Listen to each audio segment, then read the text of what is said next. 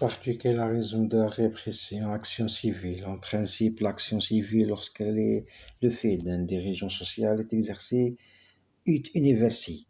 Mais lorsque sa responsabilité est engagée, ce dernier ne met aucun expressement à tresser la corde de chanvre qui lui servira à le prendre. C'est pourquoi la défense de la société doit être assurée par d'autres voies. C'est l'associé qui demande réparation du préjudice causé à la société peut exercer lui-même l'action ut singulier au nom et pour le compte de la société. Cette action qui a un caractère subsidiaire suppose l'inaction du dirigeant social ayant vocation à représenter juridiquement la société et ne peut être entravée d'une quelconque façon.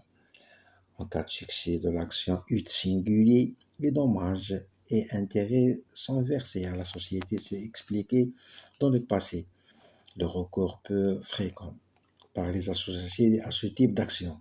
Toutefois, celle-ci connut récemment un regain d'intérêt dans les sociétés de capitaux et plus particulièrement dans celles dont les titres sont admis en négociation sur un marché réglementé en raison des pouvoirs conférés par la loi aux associations agréées de défense des investisseurs et aux associations de défense d'actionnaires ou de défense des investisseurs de se constituer partie civile.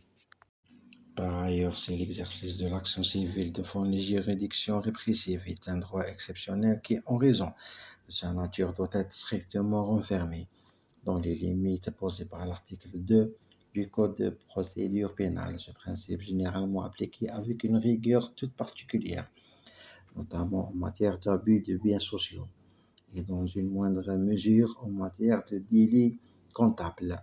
S'agissant du premier délit, est seul recevable à se constituer partie civile la société victime des abus. S'agissant du second, la présentation litigieuse doit avoir déterminé la remise des fonds par la victime.